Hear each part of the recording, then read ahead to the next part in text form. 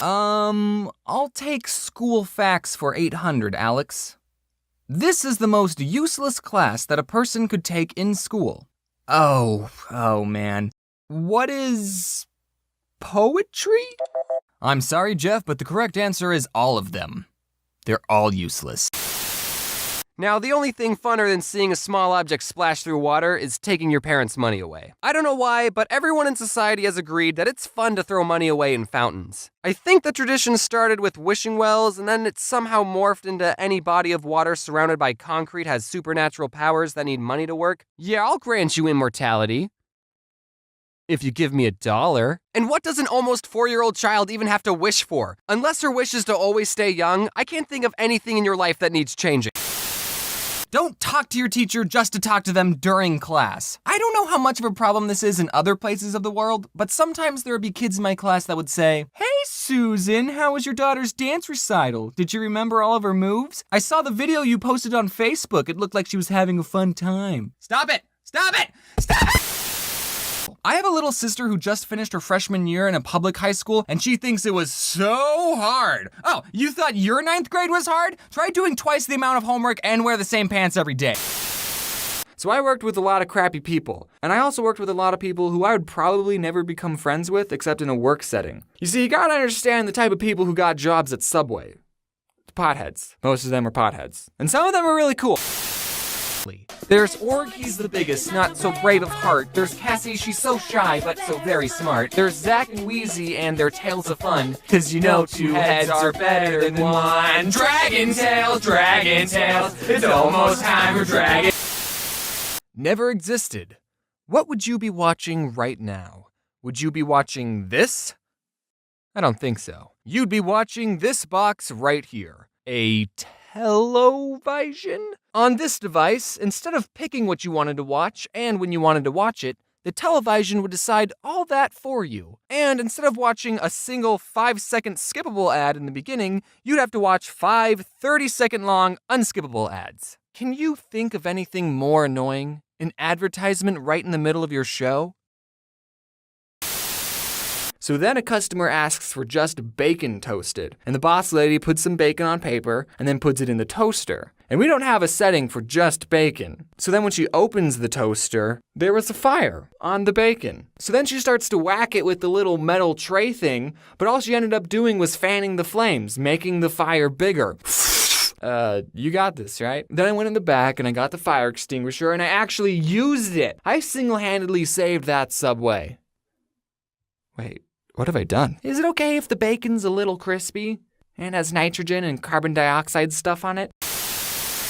When I was a kid, I always wondered how much longer it would be until they finally saved her. And they never did.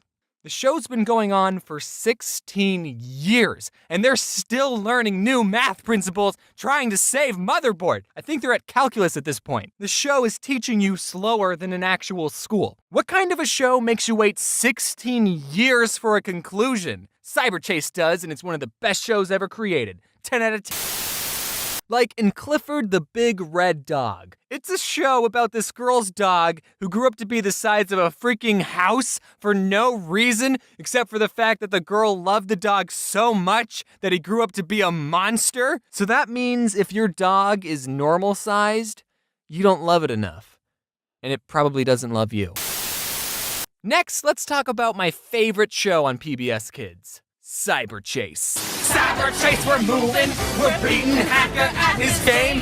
Don't tell me that, we'll get him every time. This show didn't teach kids morals or how to properly treat the disabled. It taught them something far more important. Math. Cyberchase is set inside a virtual computer world, and this one character named Motherboard was supposed to be the queen/protector of this world, but she sucks at her job because the villain of the show, Christopher Lloyd, infects her with a virus. So now these 3 kids have to go on adventures using math principles to thwart the bad guy's plans to save Mommyboard. Motherboard? Motherboard? Mommy? Mom, come back. He got ready to tackle him.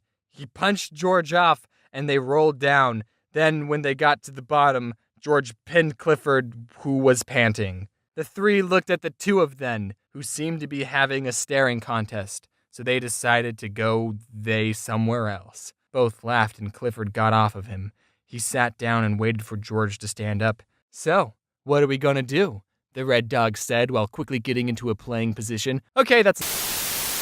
At least 12 of them have died on you since you started watching this video. But chances are that some of them are probably doing it on your kneecaps, on your eyelashes. Microorganism, more like microorgasm. Now there's two ways you can look at this. One being that there's so many tiny creatures living on me, and no matter how hard I scrub, I'll never be clean. Or you're never alone. Every night when you hop into that empty bed of yours, you're sleeping with billions of microorganisms.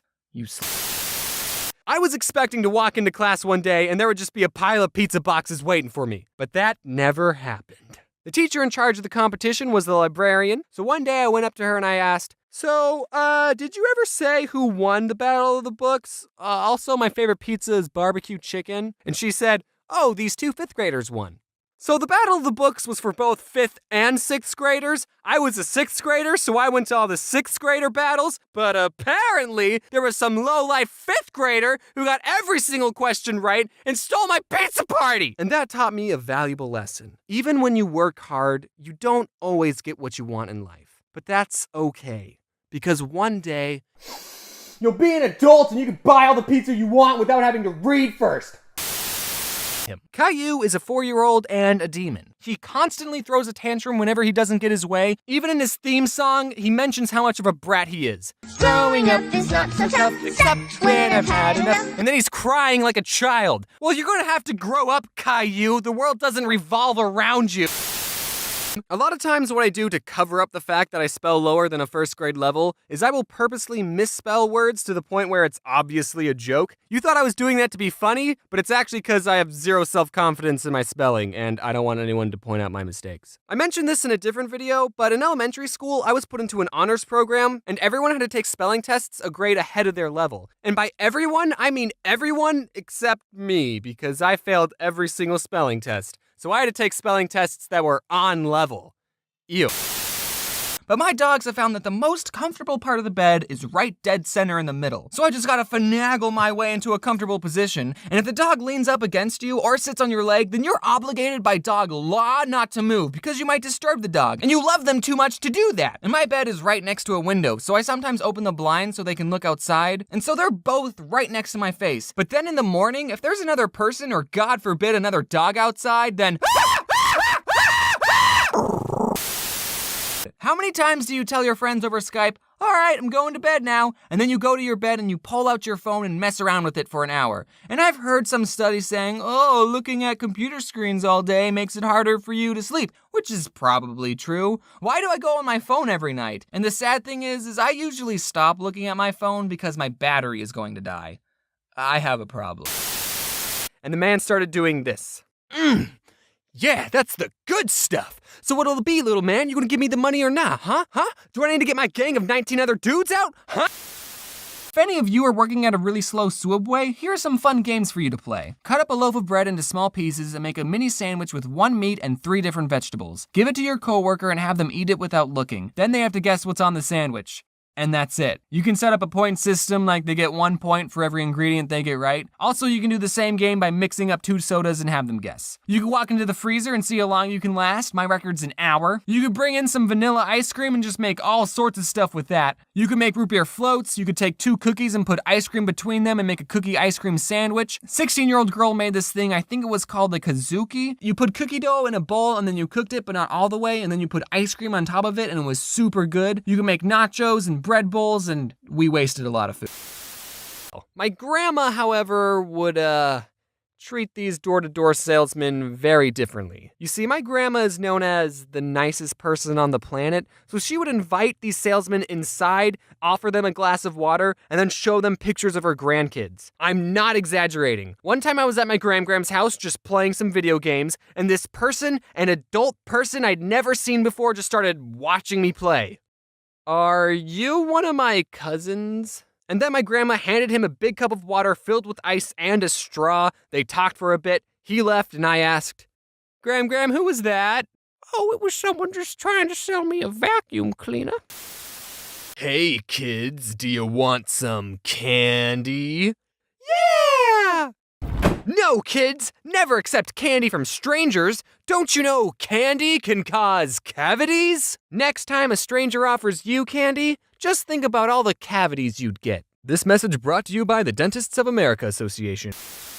Gets worse. To get out of the school, we had to go up these stairs, and I was helping my sister walk up them, because a doctor told her she shouldn't be walking at all. And my teacher saw this. She knew my sister was in a wheelchair 2 minutes ago, and she said, "Don't help her." You know how when you're a little kid and you think that adults know everything and they're always telling you to do the right thing? That should have been my first clue that, nope. What a female dog. Not just that, a pregnant female dog. So one day I asked the teacher if I could go to the bathroom, and can you guess what she said? She said no. I forget the exact circumstances, but you shouldn't ever tell a 6-year-old that they can't go to the bathroom, because guess what? They can, and they will. That hand raise, that's not really asking for permission, that's giving you a warning. I raised my hand a second time. Do you remember when you told me I couldn't go to the bathroom? Well, we have a bigger problem now. I wish I knew curse words back then. I got a call from a number I didn't recognize at 9:30 in the morning, and I was lying in my bed, asleep. And most people would agree that you're supposed to be awake and productive at 9:30. And I didn't want whoever this stranger was thinking I'm lazy, so I had to answer the phone with my best, "I've been awake for several hours" voice. Hello? You're going to have to come quickly. Timmy fell down the well, Vance. What? I said you're going to have to come quickly because Timmy fell down the well, Vance. I could tell it was a woman on the phone, but it was either her accent or the phone being buggy or I just had woken up, but I could not understand anything she was saying. But I could make out one word, which was Vance. So, I did not have a lot to go off of. I said, "I think you have the wrong number." Okay.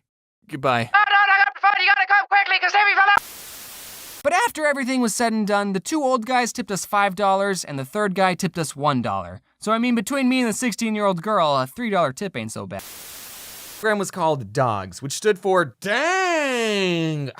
Original Gangsta Students. Okay, that's not actually the name, I made that up. If you got accepted into DOGS, you stayed in the DOGS program for the rest of elementary school. So I basically had the same kids in my class for 5 school years. And our class became known as the DOGS kids. I think since I was in the DOGS program, I wasn't bullied nearly as much as I should have been, because everyone in my class was a huge nerd. Also, I never really learned how to interact with people socially because I already knew everyone in my class. So all the dogs were cool with each other, but all the non-dogs hated us. They thought that us dogs thought that we were so much better than them, and we were.